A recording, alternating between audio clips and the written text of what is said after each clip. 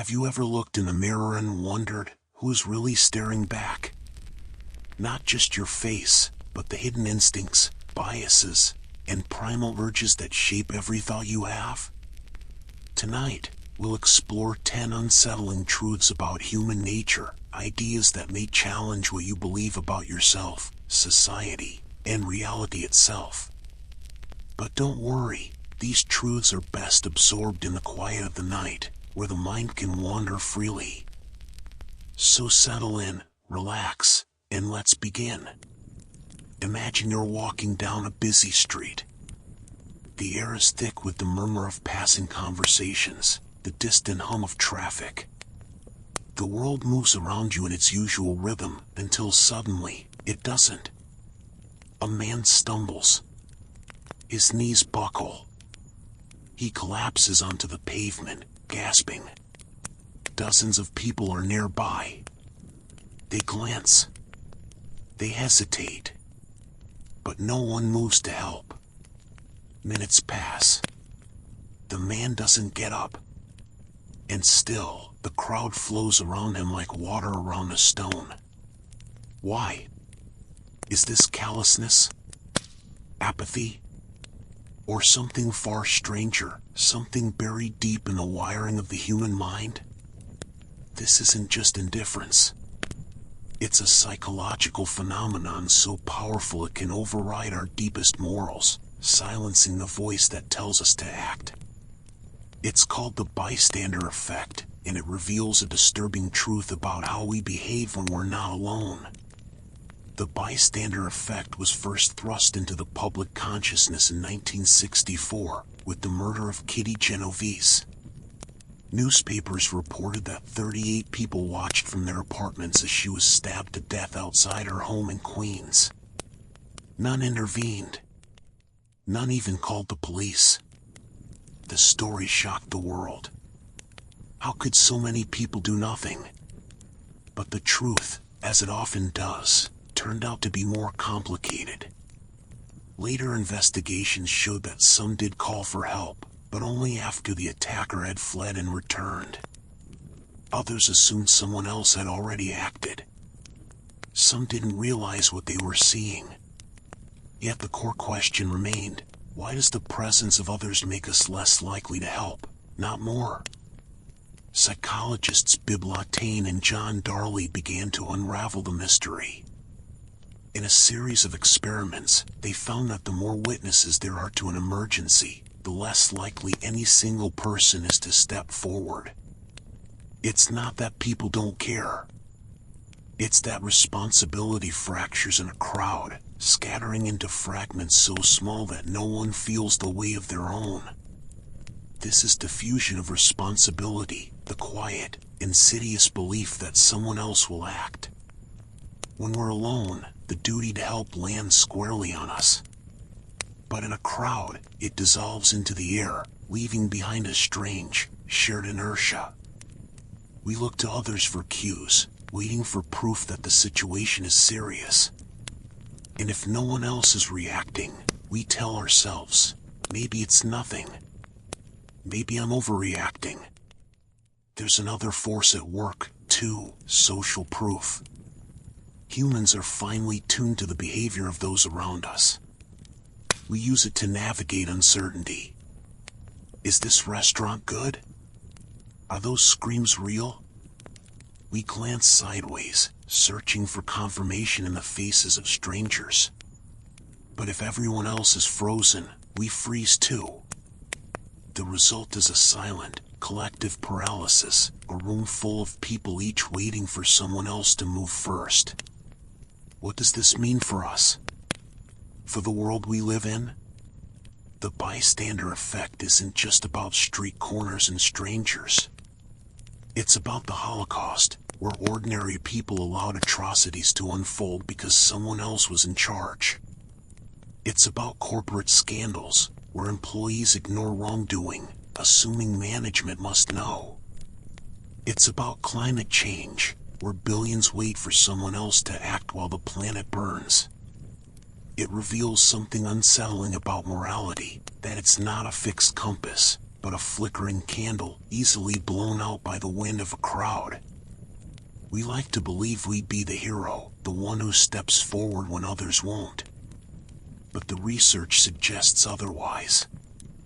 In study after study, most people don't. They hesitate. They second guess. They walk away. And perhaps most chilling of all, the bystander effect thrives in broad daylight. It's not the product of shadows or secrecy, but of ordinary human psychology playing out in plain sight. The very visibility of suffering becomes part of the trap, because if everyone can see it, everyone assumes someone else will handle it. So let me ask you again, if you saw someone collapse on a crowded street, what would you do? Could you be certain you'd intervene? Or would you, too, hesitate, just for a moment, waiting for someone else to move first? But our willingness to ignore suffering isn't the only disturbing truth about us. What if I told you that much of your identity, your memories, your choices, even your sense of self, isn't as real as it feels? That the you know might be an illusion? Every choice you've ever made, what to eat for breakfast, who to fall in love with, even the decision to watch this video right now, feels undeniably yours. It feels like you, the conscious you, weighed the options and made a deliberate choice. That sensation of free will is so fundamental to our experience that questioning it seems almost absurd. But what if I told you that neuroscience has been quietly dismantling this most basic assumption of human existence? What if your choices aren't really yours at all? The challenge to free will began in earnest in the 1980s with a series of experiments by physiologist Benjamin Libet. Using EEG machines to monitor brain activity, Libet asked participants to perform a simple task, flex their wrist whenever they felt the urge. The results were unsettling. Brain scans showed that the decision to move began in the unconscious brain nearly half a second before participants were consciously aware of making a choice. In other words, your brain decides before you do. Later studies using more advanced fMRI technology have only reinforced this finding, showing that some decisions can be predicted up to 7 seconds before conscious awareness. This creates a profound paradox. We experience life as a series of conscious choices, but the science suggests those choices are made elsewhere in the brain before we're even aware of them. What we call free will may simply be our conscious mind taking credit for decisions that have already been made. Think about that for a moment.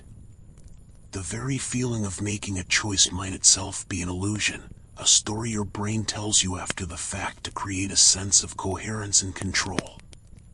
This leads us into the ancient philosophical debate between determinism and free will. Determinism argues that every event, including human cognition and behavior, is the inevitable result of preceding events. Your choices are simply the product of your genetics, your upbringing, your brain chemistry, and all the causal chains that led to this moment. The alternative view, that we have genuine free will, requires believing that somehow, against all physical laws, human consciousness can step outside this causal chain and make truly independent decisions. The implications of this are staggering. If free will is an illusion, what does that mean for our justice system, which is built on the idea of personal responsibility? Can we truly blame criminals if their actions were determined by factors beyond their control? Does punishment make any sense if no one could have chosen differently? Our entire concept of morality begins to unravel when we consider that good and evil actions might simply be the inevitable results of neural processes. Even our sense of personal identity comes into question. If you're not the author of your thoughts, then who is? What does you even mean in this context? The conscious mind begins to look less like a captain steering the ship and more like a passenger who believes they're navigating while the autopilot does all the work. This doesn't mean we're zombies without inner experience. but it does suggest that the self we identify with may be more of a narrator than a decision maker. Some philosophers and scientists argue that we can salvage a version of free will by redefining it.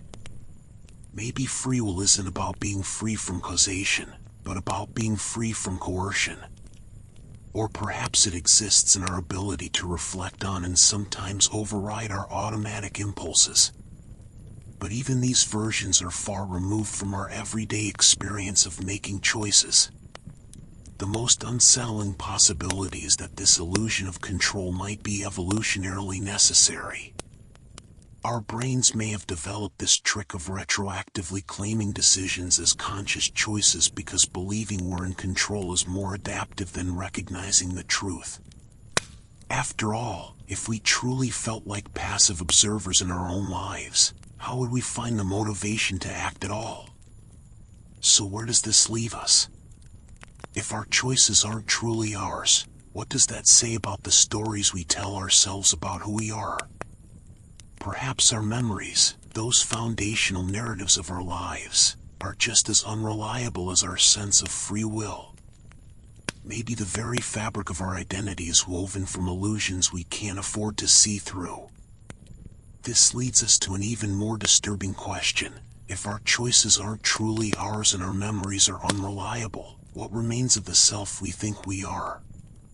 The answer may be waiting in our next exploration of human nature's unsettling truths. Close your eyes and recall your earliest memory. Picture it in as much detail as you can, the colors, the sounds, perhaps even the smells. Now consider this unsettling possibility, that memory might never have happened. Not in the way you remember it. Maybe not at all. This isn't just philosophical speculation. Decades of psychological research have revealed that human memory doesn't work like a video recorder faithfully capturing events. Instead, memory is more like a story we tell ourselves, one that changes slightly each time we recall it, shaped by our present thoughts, emotions, and even suggestions from others. The implications of this are profound. The past you carry with you, the foundation of your identity, may be far less stable than you imagine. The groundbreaking work of psychologist Elizabeth Loftus demonstrated just how malleable our memories truly are. In her famous Lost in the Mall experiment, Loftus and her colleagues were able to implant entirely false memories in participants, convincing them they had been lost in a shopping mall as children, an event that never occurred. The process was surprisingly simple. Researchers interviewed subjects about real childhood experiences, then slipped in one fabricated event, supported by a few convincing details from family members.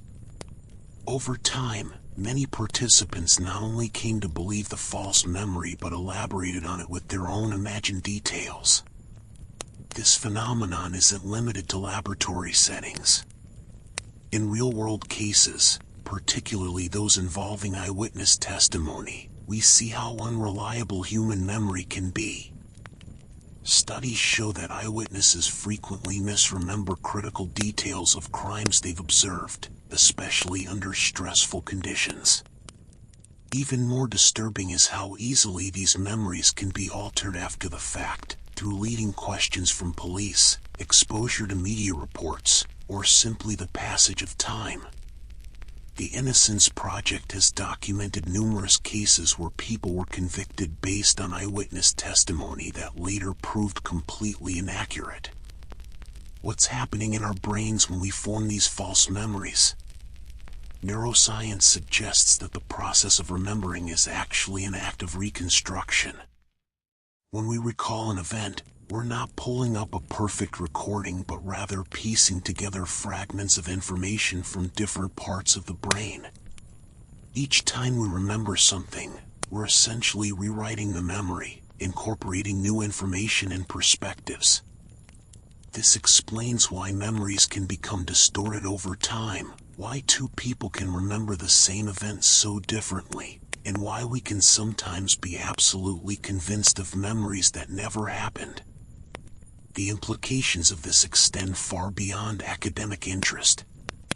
Consider how much of your identity is built on memories, your childhood experiences, your relationships, your triumphs and traumas. If these memories can be distorted or even entirely fabricated, what does that say about the person you believe yourself to be?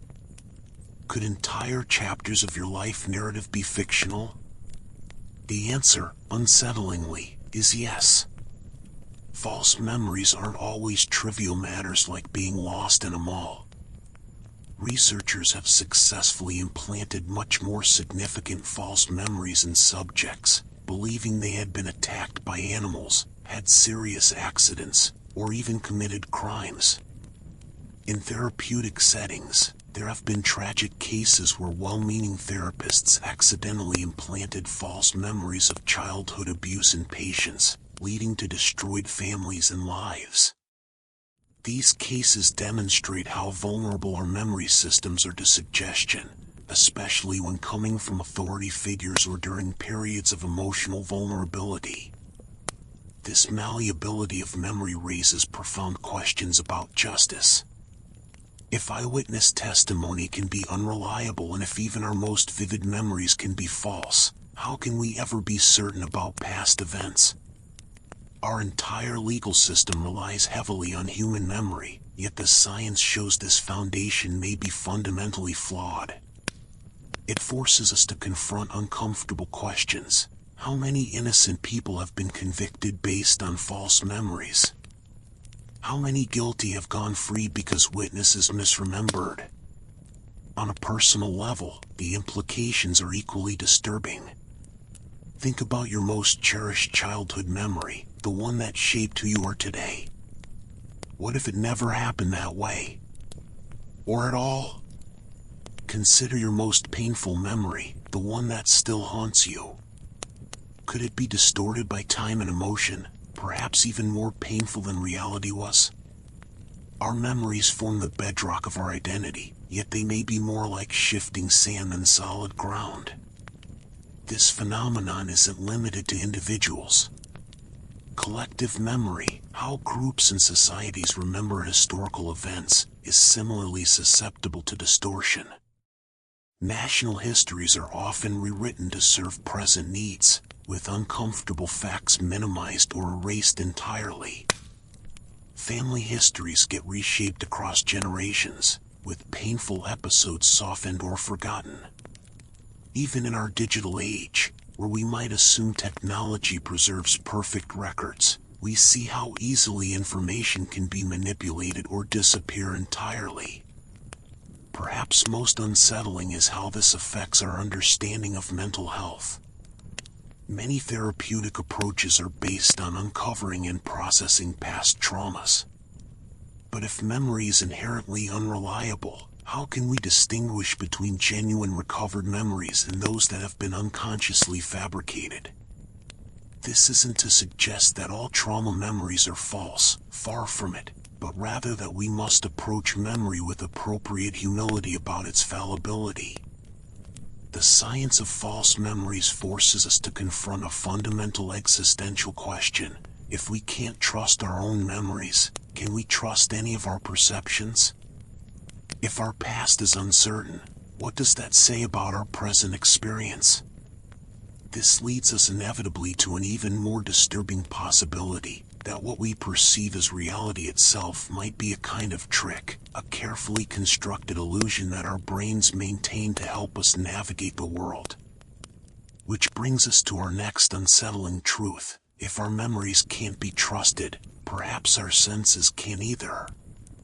What if the reality we experience every day, the solidity of objects, the passage of time, even our sense of self, isn't what it seems? The answer may be more disturbing than the question itself. Right now, you believe you're watching a video. You can feel the device in your hands or see the screen before you. The words appear, one after another, and you understand them. But what if none of this is real? What if everything you're experiencing, the weight of your body in the chair, the sound of your breath, even the passage of time itself, is nothing more than an elaborate hallucination. This isn't science fiction or paranoid delusion. It's a legitimate philosophical and scientific possibility that challenges everything we assume about existence. The world as you experience it isn't a direct feed from your senses to your consciousness. Your brain doesn't passively receive reality, it actively constructs it. Every color, every texture, every smell is an interpretation of raw sensory data, transformed into what we call reality through complex neural processes. Consider color, for example. The red of an apple doesn't exist in the apple itself, it's created by your brain's interpretation of specific light wavelengths. In complete darkness, the apple has no color at all. The same applies to all sensory experiences. Sound is just air vibrations until your brain translates them into meaningful noise. Even time itself may be more a product of consciousness than an objective feature of the universe. This construction of reality becomes strikingly apparent when the system malfunctions. In schizophrenia, people hear voices and see things that aren't there not because they're crazy, but because their brains are generating perceptions without external stimuli. During dreams, we experience fully realized worlds complete with physics, narratives, and emotional weight, all conjured from nothing by our sleeping brains. Psychedelic substances like psilocybin or LSD reveal just how fluid our perception of reality can be, dissolving the usual boundaries between self and world, past and present. These altered states demonstrate that what we call normal reality is just one particular configuration of consciousness, no more or less real than any other. The philosophical extreme of this idea is solipsism, the notion that you might be the only conscious being in existence, and everything else is a projection of your mind. While this seems absurd on its face, it's surprisingly difficult to disprove. You can't truly know that other minds exist, you can only infer it from behavior. Even advanced artificial intelligence could theoretically behave exactly like a conscious being without actually experiencing anything. This leads to the chilling possibility that you're alone in an empty universe, your brain generating every person you've ever met, every place you've ever been, as an elaborate simulation to keep itself company. If reality is indeed this kind of simulation, whether generated by the brain or some external force, it raises profound questions about truth and knowledge. Can we ever know anything for certain? Science assumes an objective world to discover, but if that world is itself a construct, what does discovery even mean? All our measurements and observations would simply be interactions with the simulation's rules, not glimpses behind the curtain. This doesn't necessarily make science useless. The simulation may have consistent laws we can study, but it does mean we can never be sure we're studying reality rather than the parameters of our confinement.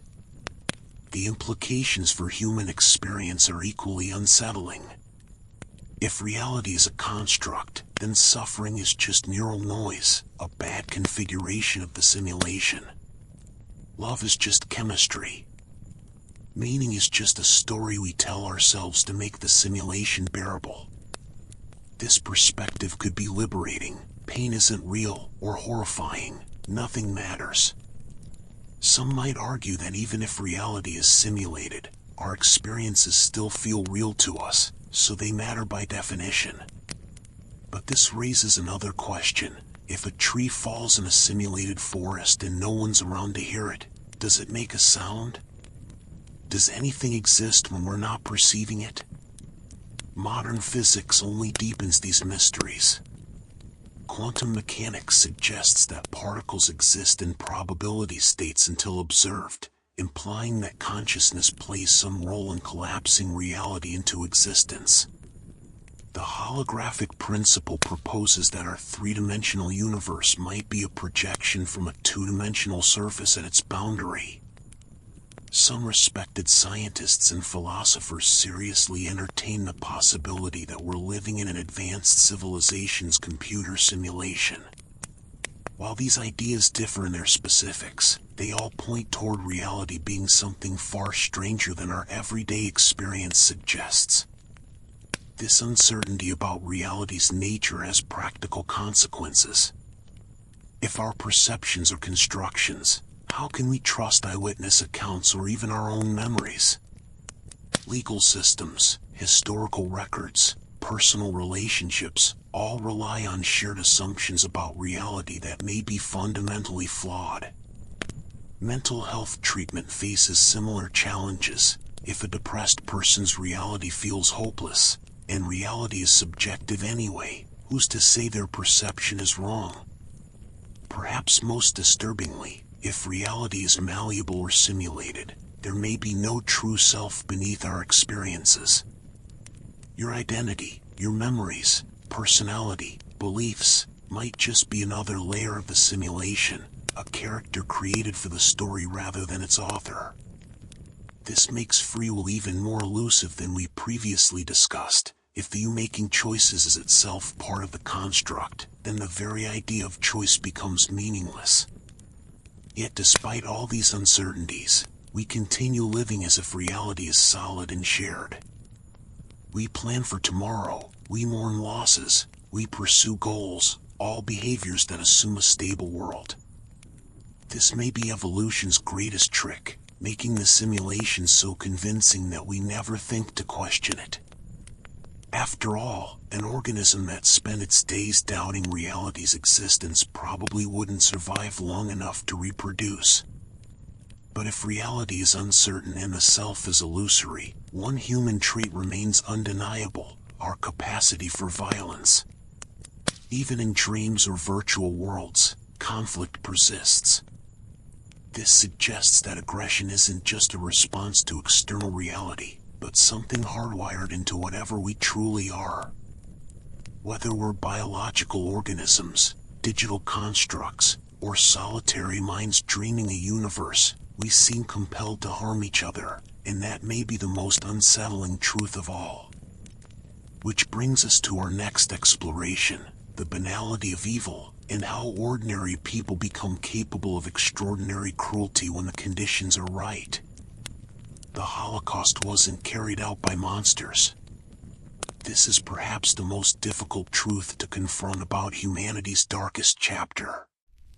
The machinery of genocide was operated by ordinary people, accountants keeping meticulous records of stolen property, train conductors maintaining schedules for deportation routes, fathers who kissed their children goodbye in the morning before going to work at concentration camps.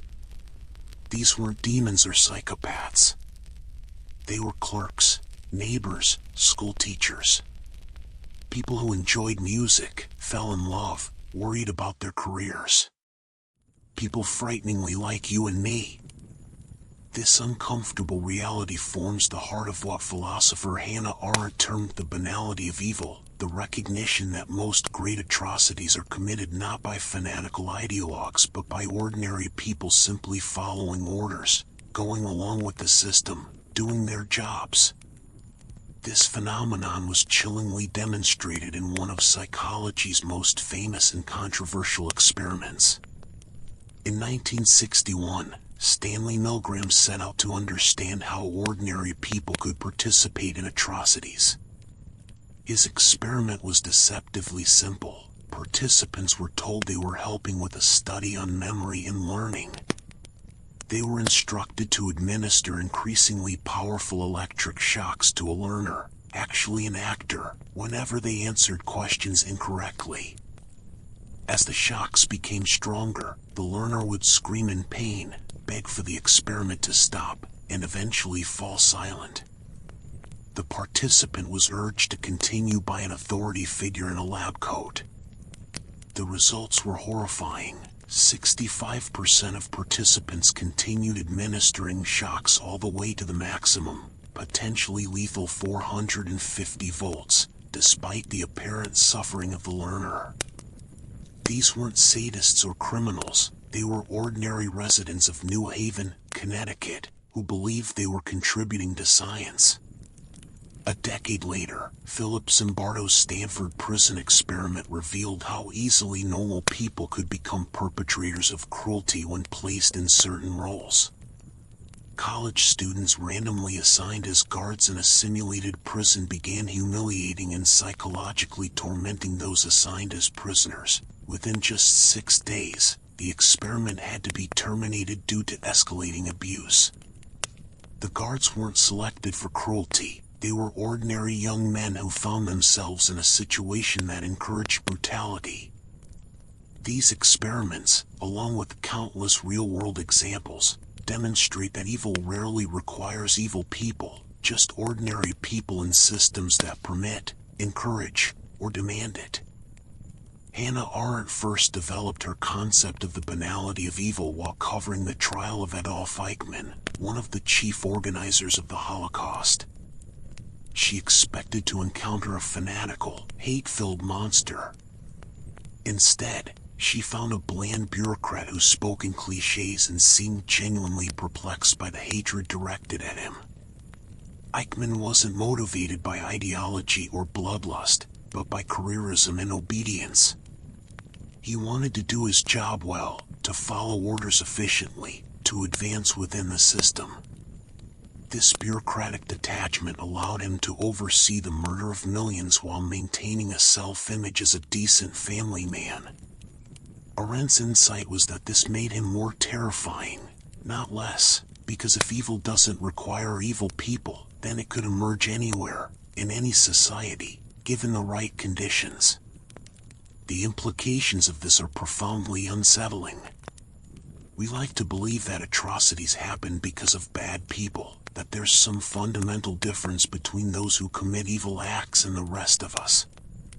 This belief serves as a psychological shield, allowing us to tell ourselves, I could never do such things. But the evidence suggests otherwise.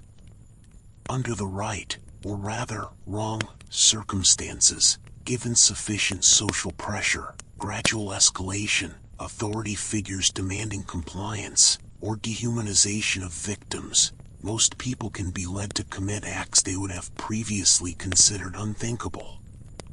Morality, it turns out, is frighteningly fragile. This fragility manifests in ways large and small throughout society. Consider how ordinary employees at financial institutions contributed to the 2008 financial crisis by selling toxic mortgages, not because they wanted to harm anyone, but because the system rewarded it. Think about how social media engineers optimize algorithms for outrage and addiction while telling themselves they're just doing their jobs. Reflect on how otherwise decent people participate in workplace bullying or schoolyard cruelty when group dynamics encourage it. The path to atrocity isn't usually a sudden leap but a series of small compromises, each one making the next slightly easier. This raises perhaps the most uncomfortable question any of us can confront, if placed in those situations, as a Milgram participant, as a prison guard, as a middle-ranking Nazi official, what would I have done? Would I have resisted? Or would I, too, have obeyed? Our natural inclination is to believe we'd be the exception, the hero who stands against injustice. But statistically, this is unlikely. The sobering truth is that courage and moral clarity are the exception, not the rule, which is precisely why we celebrate them so highly when they do appear. Yet if evil is so easy, so banal, why does society maintain the fiction that it requires monstrous people? Perhaps because acknowledging the truth would require us to radically rethink our institutions, our education systems, our very understanding of human nature. It's far more comforting to believe in monsters than to accept that the line between good and evil runs not between people, but through every human heart. This leads us to an even more disturbing realization about human nature. If we're so capable of evil without recognizing it in ourselves, how much of our self-image is actually a lie? Perhaps our capacity for self-deception is even more profound than our capacity for cruelty. You help a stranger carry their groceries up the stairs. You donate to charity at the supermarket checkout. You comfort a crying friend in the middle of the night. In these moments, you feel like a good person, someone who acts out of genuine care for others. But what if that feeling is itself an illusion? What if every act of kindness, no matter how small or seemingly selfless, ultimately serves some hidden selfish purpose?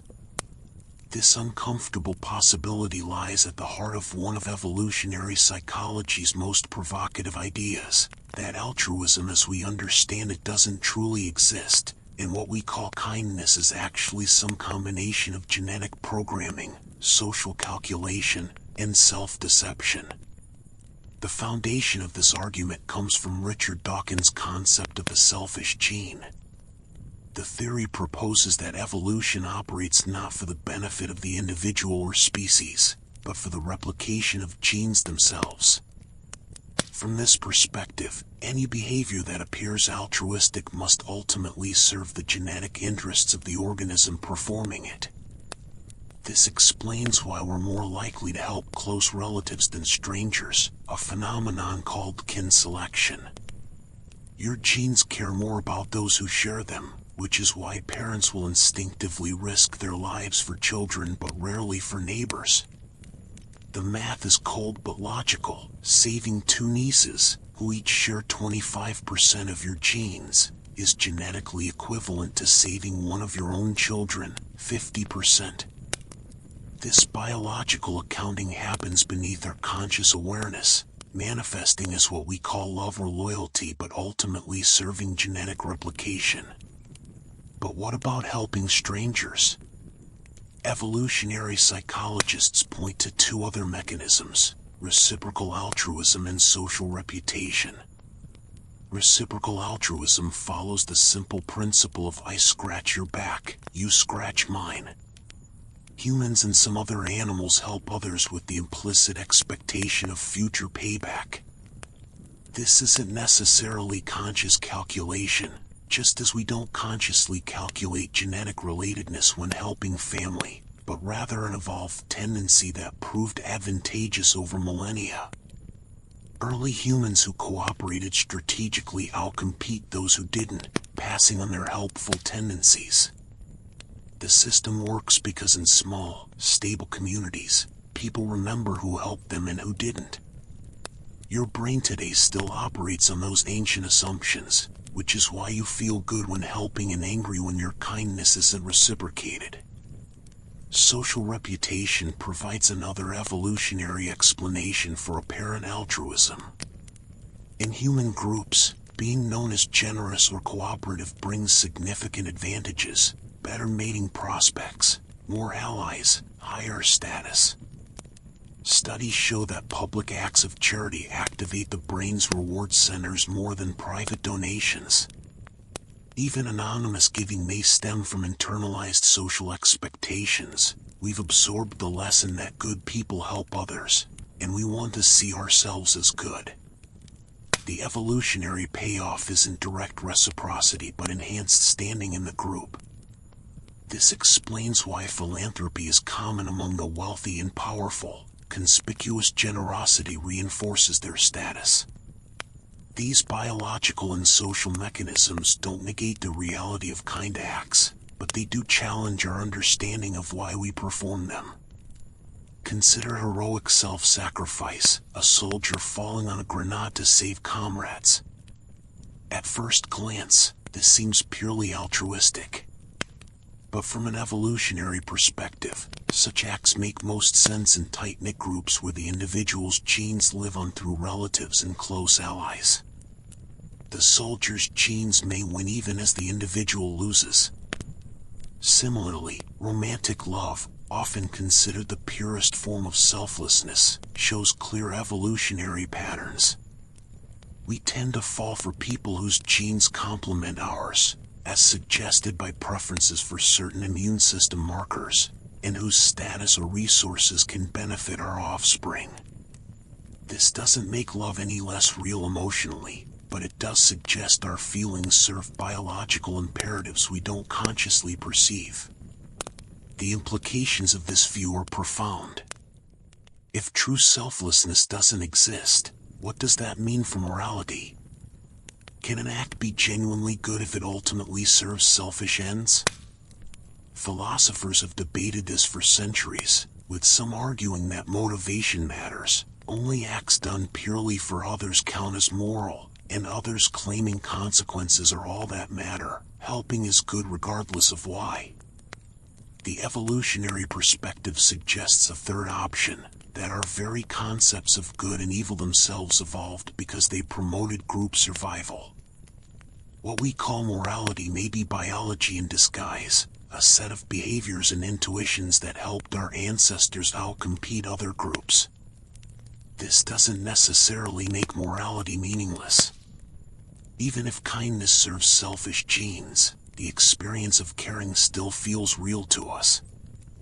The warmth you feel when helping someone isn't diminished by knowing its evolutionary origins. But it does force us to confront uncomfortable questions about human nature. If a mother's love for her child exists because it promotes genetic survival, is it any less precious? If philanthropists donate partly for status, does their money help any less?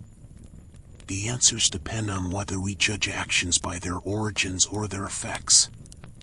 The most unsettling possibility isn't that we sometimes act selfishly, but that we may be incapable of pure selflessness. Even when we think we're acting purely for others, hidden motivations may lurk: the desire to feel virtuous, to avoid guilt, to secure future help, or to reinforce our self-image. Studies show that people who perform good deeds often subsequently allow themselves selfish acts, as if balancing a moral ledger. This moral licensing effect suggests that even our kindness operates within an economy of give and take we barely understand. Yet we cling to the idea of true altruism. The possibility that no act is ever purely selfless feels existentially threatening.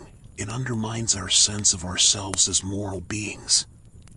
Perhaps this explains why we so fiercely defend the authenticity of certain behaviors like maternal sacrifice or heroic rescue.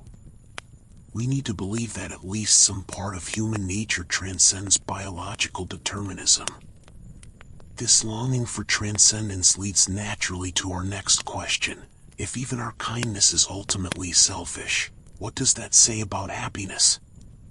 Is joy anything more than a biochemical trick, an evolutionary carrot dangled to make us pursue what our genes want? The answer may reveal yet another layer of illusion beneath the stories we tell ourselves about who we are. You finally get the job you've been dreaming about for years. The first weeks are euphoric. Every morning feels like a gift. Every task carries the glow of accomplishment. Then, gradually, something shifts. The excitement fades. The work becomes routine. Soon, you find yourself eyeing the next promotion, the next milestone, as if this hard-won achievement was never quite enough. Or consider the new car that once filled you with pride, now just another vehicle in traffic. The passionate relationship that settled into comfortable predictability. In each case, the pattern repeats: intense desire, temporary fulfillment, then a return to wanting. This phenomenon isn't just disappointment, it's a fundamental feature of human psychology known as the hedonic treadmill, and it reveals something deeply unsettling about our pursuit of happiness. The term hedonic treadmill captures the exhausting truth that no matter how fast we run toward pleasure, we never actually arrive at lasting contentment. Like a hamster on a wheel, we expend tremendous energy chasing goals and possessions, only to find ourselves perpetually in the same emotional place. Psychological research confirms this with sobering consistency. Studies of lottery winners show that after an initial surge of euphoria, most return to their baseline happiness level within a year, sometimes sinking even lower as the novelty of wealth wears off and new problems emerge. Even more strikingly, research on people who have suffered catastrophic injuries, including paraplegics and quadriplegics, reveals that after a period of adjustment, they typically return to nearly the same level of happiness they experienced before their accidents. This phenomenon of hedonic adaptation operates through several psychological mechanisms. Our brains are exquisitely tuned to novelty, to changes in our environment rather than to steady states. This makes evolutionary sense.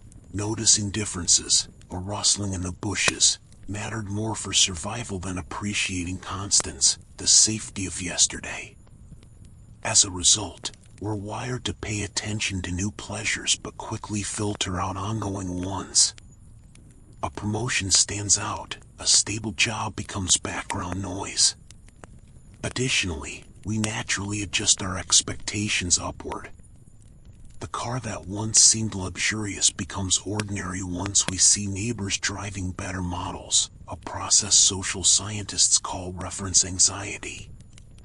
Most insidiously, the very act of achieving goals often reveals new desires we hadn't anticipated. The corporate lawyer who dreamed of making partner finds the achievement hollow without someone to share it with. The artist who craves recognition discovers that fame brings its own burdens.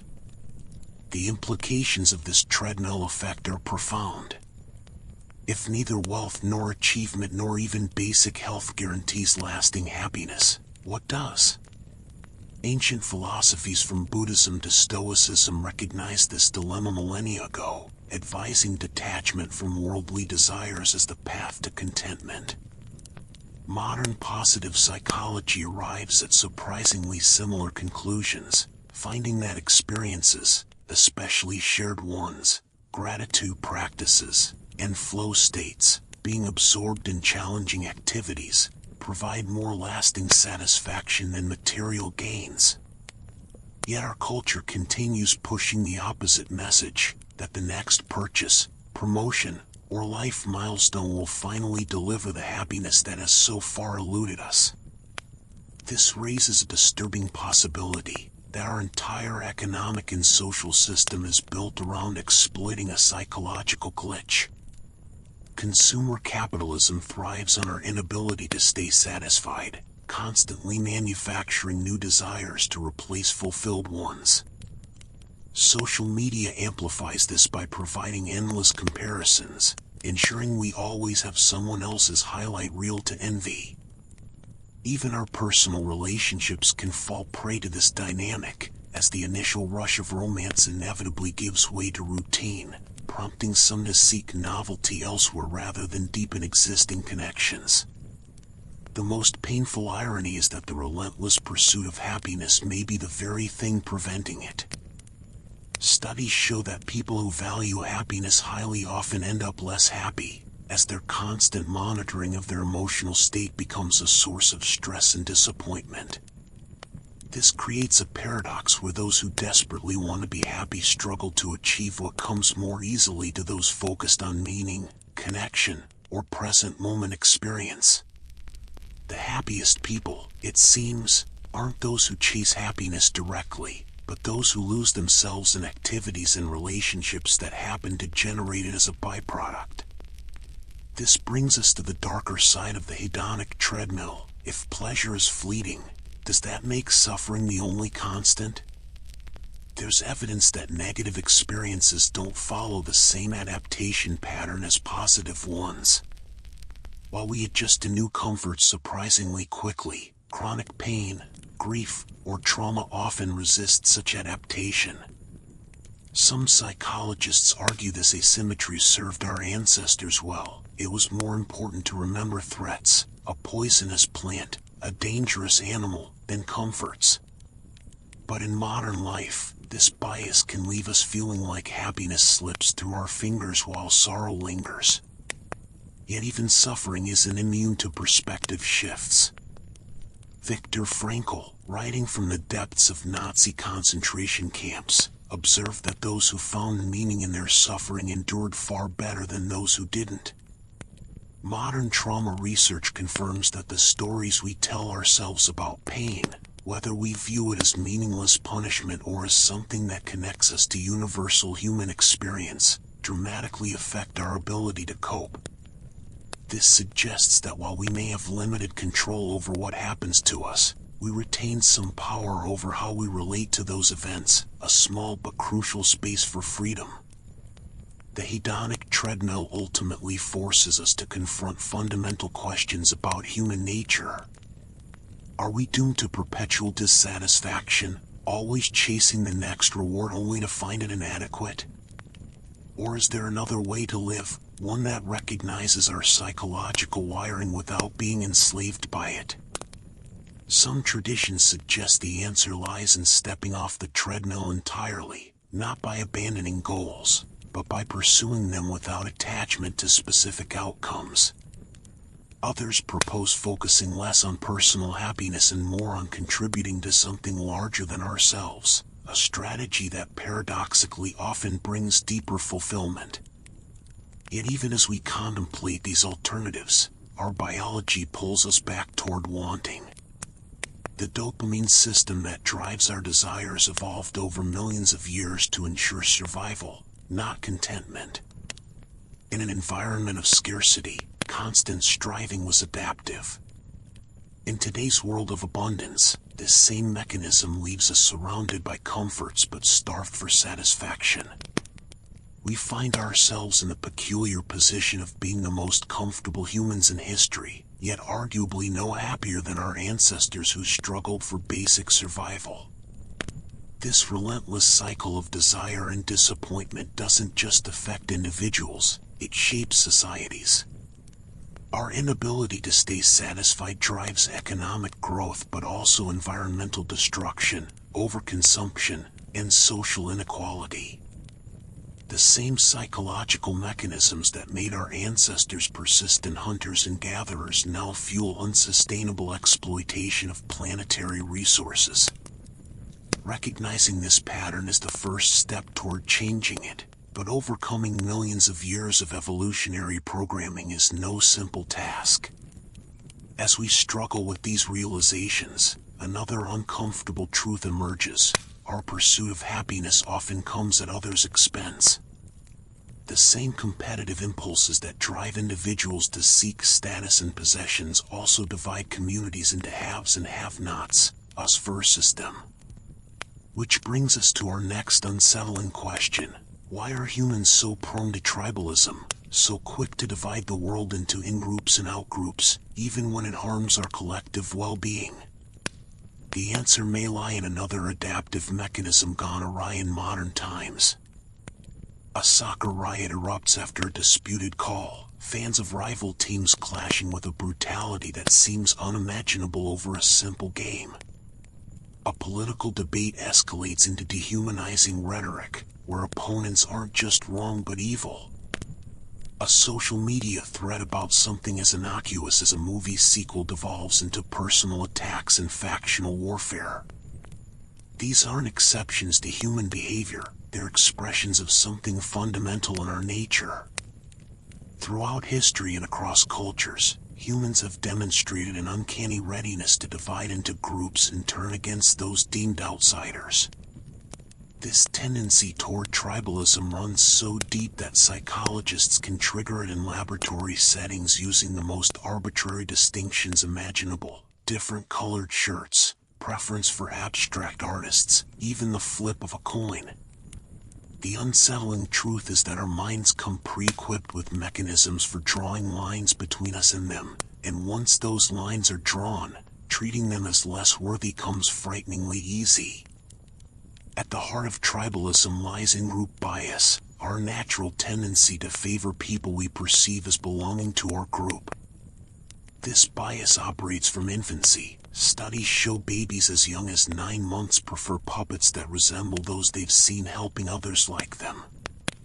As adults, we extend this preference to those who share our nationality, religion, political affiliation, or even something as trivial as sports team loyalty.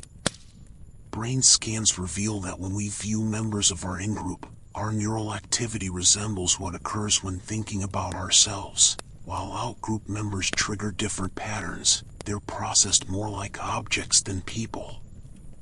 This neurological divide helps explain how normally compassionate individuals can become indifferent or even cruel toward those outside their circle.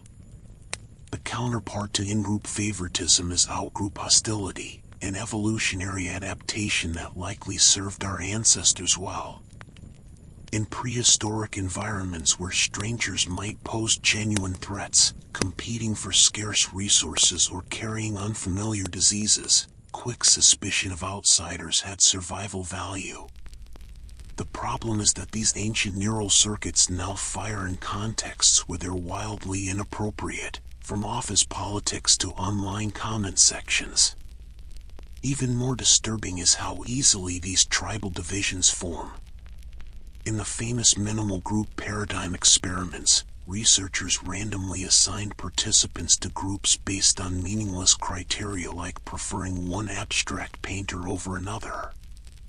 Despite having no real conflict of interest, participants consistently favored their group members and discriminated against others, even when it meant sacrificing potential personal gain.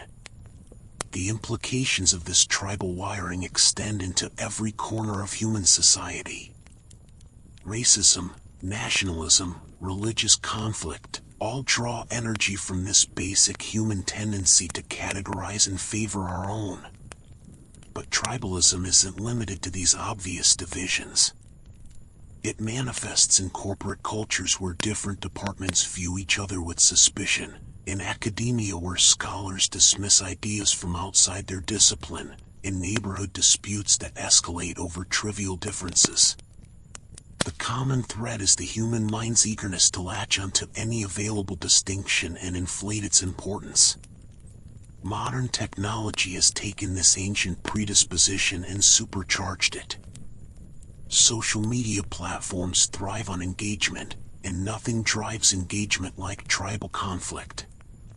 Algorithms quickly learn to feed us content that triggers our group loyalties and out-group animosities, creating self-reinforcing bubbles where our views grow more extreme and opposition groups appear more threatening.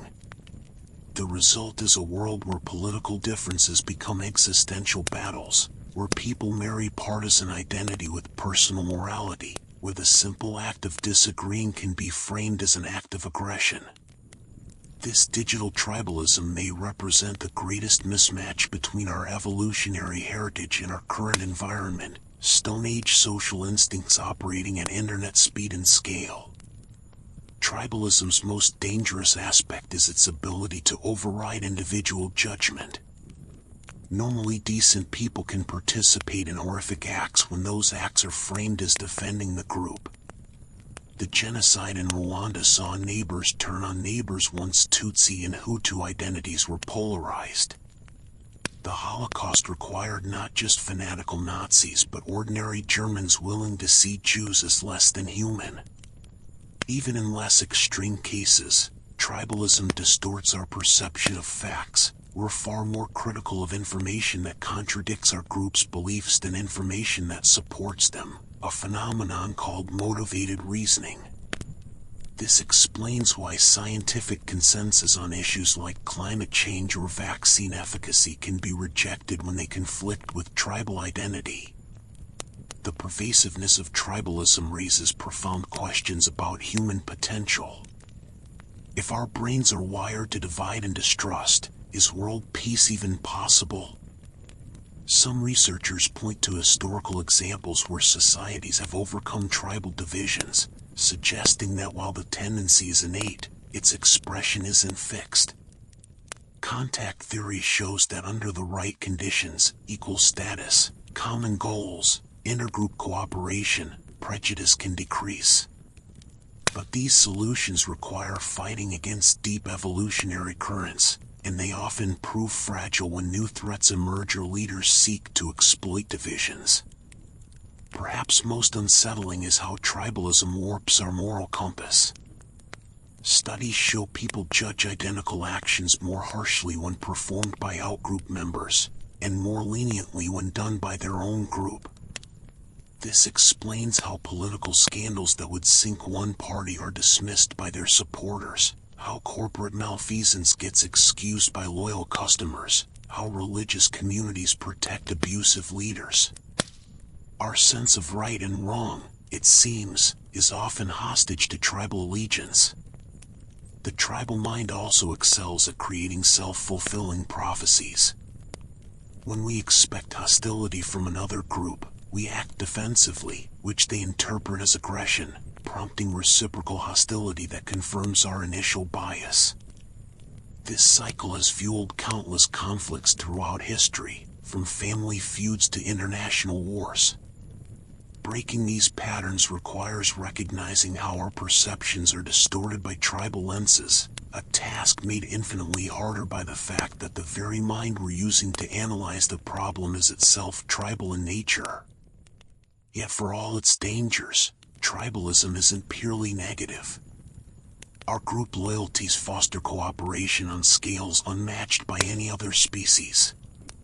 The same mechanisms that bond soldiers in combat also enable strangers to work together in hospitals, research labs, and community projects. The challenge isn't eliminating tribalism, an impossible task, but expanding our circles of concern. Evolutionary biologists note that human moral progress can be measured by how we've gradually expanded the boundaries of who counts as us, from family to tribe to nation to, in our better moments, all humanity. This expansion remains incomplete and unstable. Economic stress, rapid social change, or perceived threats can quickly shrink our moral circles back to more primitive boundaries. The rise of populist nationalism in recent years demonstrates how easily cosmopolitan values can give way to narrower identities when people feel threatened. This volatility suggests that our more inclusive moral frameworks are fragile cultural achievements resting uneasily atop older, more parochial instincts. As we contemplate these limitations of human nature, another unsettling question arises. If we're so deeply flawed, so prone to division and conflict, where's everyone else in the universe? The Fermi Paradox highlights the contradiction between the high probability of alien civilizations and our complete lack of evidence for them. One possible explanation is that intelligent species inevitably destroy themselves, whether through war, environmental collapse, or other consequences of their own nature. Which brings us to our next existential question. Are we alone in the cosmos because civilization contains the seeds of its own destruction? The answer may reveal our species' ultimate fate. The universe is almost incomprehensibly vast and ancient. Billions of galaxies, each containing billions of stars, many with planets orbiting in their habitable zones. The ingredients for life, carbon, water, organic molecules, are scattered abundantly across the cosmos. Given these facts and the sheer scale of cosmic time, the numbers suggest life should have emerged countless times across the universe. Advanced civilizations should have arisen millions or even billions of years before Earth formed. The galaxy should be teeming with intelligent life, their presence obvious. And yet, we hear nothing. We see nothing. The cosmos remains eerily silent. This contradiction between the high probability of extraterrestrial civilizations and the complete absence of evidence for them is known as the Fermi Paradox, named after physicist Enrico Fermi, who famously asked, "Where's everybody?" The paradox becomes even more unsettling when we consider humanity's rapid technological progress. In just a few thousand years, a blink in cosmic terms, we've gone from stone tools to radio telescopes, from cave paintings to digital networks. If other civilizations followed similar trajectories, even accounting for vastly different biologies and cultures, many should have achieved interstellar travel or communication by now.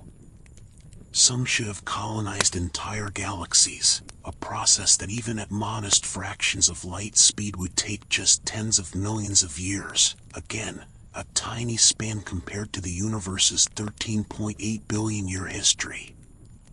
The fact that we see no signs of such expansion suggests something is preventing civilizations from reaching these stages. This something is what scientists call the Great Filter, a hypothesized barrier that prevents life from progressing to interstellar expansion. The terrifying possibility is that the Great Filter might lie ahead of us rather than behind us. If the filter was something like the emergence of complex cells, which took billions of years on Earth, we might have already passed it. But if the filter involves self-destruction at our current technological level, through nuclear war, climate collapse, artificial intelligence gone wrong, or some other existential catastrophe, then humanity's future prospects are grim. Every year we continue to develop increasingly powerful technologies without developing corresponding safeguards brings us closer to potential annihilation. The silence of the cosmos might be telling us that no civilization survives its technological adolescence. Another chilling explanation is the dark forest theory, inspired by the sci-fi novel of the same name. It proposes that the universe is like a dark forest where every civilization is a hunter hiding in the trees. To reveal oneself is to invite destruction from more advanced or paranoid civilizations. In this view, alien societies deliberately maintain radio silence and hide their presence, eliminating any upstart civilizations foolish enough to broadcast their location. The theory answers the paradox by suggesting we don't see aliens because the survivors have all learned to be silent. If true, our continued efforts to search for extraterrestrial intelligence, SETI, and broadcast messages into space, METI, might be incredibly dangerous. The simulation hypothesis offers a different but equally unsettling resolution. If we're living in an advanced civilization's computer simulation, the absence of aliens makes perfect sense. The simulators may have included only Earth to save processing power. Our lonely universe would be a design choice rather than a cosmic mystery. While this might explain the paradox, it leaves us with profound questions about the nature of reality and our place within it. Other proposed solutions range from the plausible to the fantastical. Perhaps interstellar travel is fundamentally impossible due to energy requirements or unforeseen physical barriers. Maybe advanced civilizations lose interest in expansion, choosing instead to inhabit virtual realities. Or it could be that intelligent life is extraordinarily rare, that the chain of events leading from chemistry to consciousness requires so many improbable steps that we're effectively alone. Some have even suggested that aliens have visited Earth, but governments are covering it up, though the scale of such a conspiracy makes this unlikely. The implications of these possibilities are staggering. If the Great Filter is ahead of us, every nuclear weapon, every climate tipping point, every unregulated AI experiment brings us closer to joining the silent majority of extinct civilizations. The paradox becomes a warning written in the emptiness of space, a cosmic cautionary tale about the dangers of technological progress without wisdom. Alternatively, if the dark forest theory is correct, our attempts to contact extraterrestrials could be suicidal, attracting the attention of civilizations that see us as threats or resources. The silence also carries existential weight. If we're alone, or nearly so, the responsibility for carrying forward the flame of consciousness falls entirely on us. The universe may be indifferent to life, with intelligence being a rare accident rather than a natural outcome. This perspective makes Earth's biosphere infinitely precious in humanity's survival and ethical imperative. Conversely, if civilizations inevitably destroy themselves, our continued existence becomes a statistical anomaly, a temporary flicker before the inevitable darkness. The psychological impact of the Fermi Paradox is profound. For centuries, humans have wondered about our place in the cosmos, imagining gods or aliens looking down on us. The scientific revolution replaced gods with the possibility of extraterrestrial neighbors, only for the paradox to suggest we might be utterly alone. This loneliness carries both terror and awe. We may be the universe's only way to understand itself, or we may be a failed experiment in a cosmic graveyard. Our attempts to resolve the paradox reveal as much about humanity as about potential aliens. The Great Filter hypothesis reflects our awareness of self-destructive tendencies. The Dark Forest theory mirrors our own history of violence and paranoia. Even the simulation hypothesis speaks to our growing ability to create virtual worlds. In searching for aliens, we're holding up a mirror to ourselves, and the reflection is unsettling. The paradox also challenges our assumptions about intelligence and civilization. We imagine aliens progressing along similar technological paths, but their biology, psychology, and social structures could be utterly alien. Their civilizations might be unrecognizable to us, distributed hive minds, post-biological machines, or something beyond our comprehension. They might not use radio or build spaceships in ways we'd notice. Our failure to detect them could simply reflect the limitations of our imagination and technology. As we continue searching, building more sensitive telescopes, analyzing atmospheric compositions of exoplanets, listening for radio signals, the silence grows louder. Each null result makes the paradox more pronounced. Every potentially habitable world found barren adds weight to the possibility that something prevents life from flourishing. The universe appears increasingly empty the more closely we look. This brings us to an inescapable conclusion.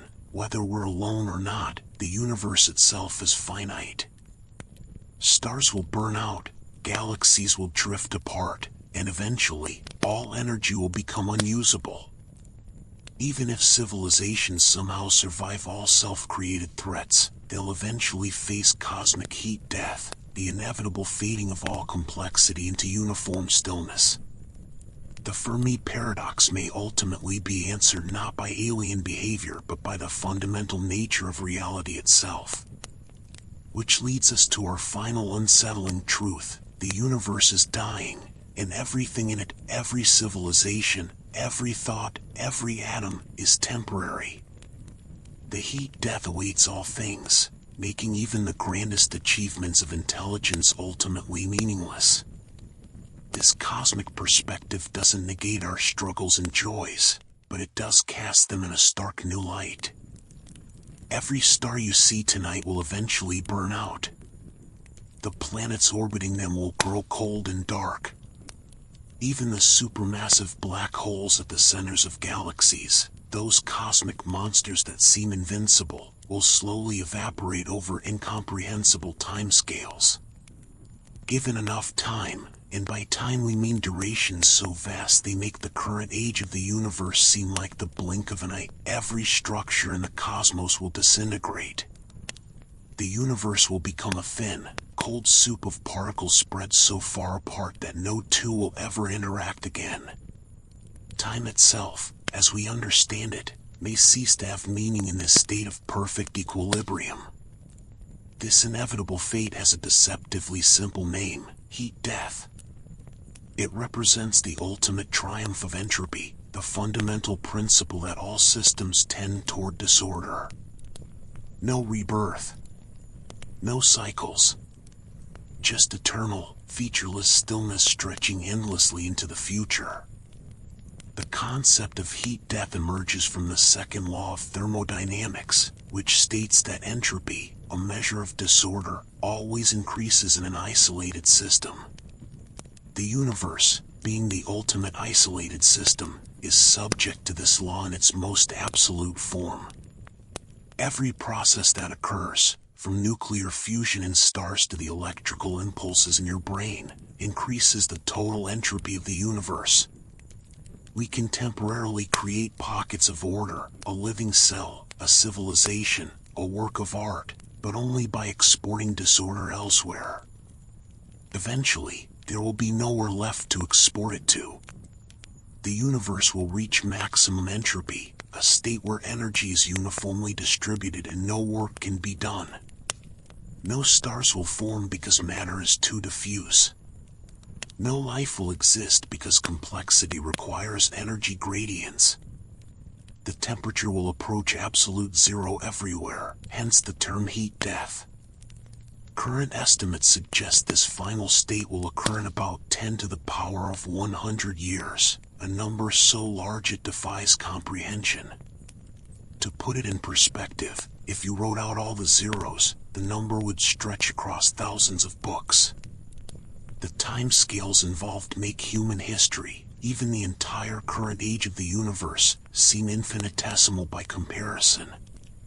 Yet despite this unimaginable duration, the outcome is certain. The laws of physics leave no room for escape. Even if intelligent life were to somehow survive until the far future, they would eventually confront absolute limits to computation and thought as free energy ran out. Consciousness itself would become impossible in a universe that had reached heat death. This raises profound philosophical questions. If nothing lasts, does anything truly matter? The knowledge that all human achievements, all art and science and love and struggle, will eventually be erased by cosmic expansion might seem to render them meaningless. The pyramids will crumble to dust. Shakespeare's works will fade into oblivion. Every war and peace, every birth and death, every moment of joy and suffering, all will be as if they never were. In this context, our daily concerns appear absurdly small. Why pursue anything if it's all temporary? Why care about morality or legacy if the universe itself is doomed to forget everything? Yet we do care. We cling fiercely to meaning even in the face of cosmic futility. This paradox lies at the heart of the human condition. Some philosophers argue that meaning isn't diminished by impermanence, that value exists in moments themselves, not in their duration. A sunset is no less beautiful because it ends. A symphony's power isn't reduced because its final notes fade. By this view, the ephemeral nature of existence makes our experiences more precious, not less. Others take a bleaker position, seeing our search for meaning as an evolutionary adaptation, a useful illusion that keeps us striving despite the void. The tension between these perspectives has fueled human thought for millennia. Religious traditions offer visions of transcendence beyond the physical world.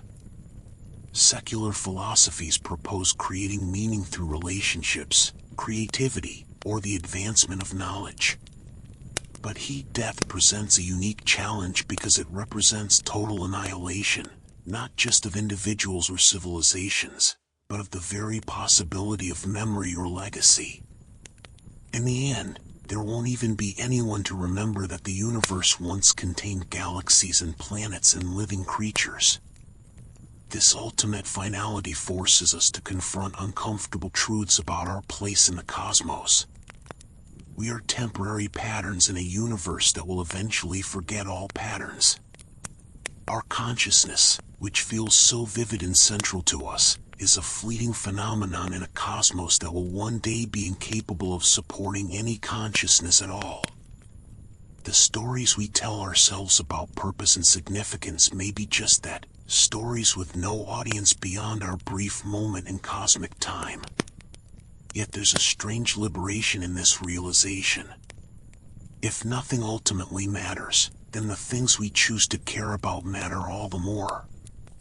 The love we share, the beauty we create, the knowledge we discover, these become their own justification. The absence of cosmic meaning doesn't erase personal meaning. It places the responsibility for creating meaning entirely on us. In this view, we are both the artists and the audience, creating value in a universe that knows none intrinsically. The heat-death scenario also reshapes how we think about time and existence. We normally experience time as linear progression from past to future, But on cosmological scales, this arrow may be an illusion. Some physicists speculate that time itself could cease to have meaning in the far future when no events occur to mark its passage. Without change, without processes, there is no way to distinguish one moment from the next. The universe would enter a state of eternal now, frozen in perfect equilibrium. This raises existential questions about what existence even means in such a state. Can we call it existence if nothing happens, if no observation or experience is possible? Our struggle to comprehend heat-death mirrors our broader difficulty grappling with mortality on personal scales. Just as individuals find it hard to imagine their own non-existence, we struggle to conceive of a universe without time, energy, or change. This cognitive limitation may explain why heat-death remains an abstract concept rather than an ever-present reality in our daily awareness. To fully internalize it would be psychologically overwhelming, like staring into an abyss so vast it threatens to swallow all motivation and hope. Perhaps this explains why we continue building, creating, and striving despite knowing the ultimate fate of our efforts. The human spirit seems wired to focus on local, manageable timescales rather than cosmic ones. We plant trees whose shade we'll never sit under. We launch messages into space that will outlast our civilization. We write books and compose music that may endure for generations. These acts represent a quiet rebellion against entropy, a refusal to surrender to the void even when the outcome is certain. In the end, heat-death presents us with a choice. We can see it as rendering all human endeavor meaningless, or we can see it as freeing us to create our own meaning without reference to eternity. The universe may not care about our lives and loves, but we do, and in the brief cosmic moment we inhabit, that caring is everything. The stars will fade, the particles will disperse, but here and now, meaning burns bright in the human heart.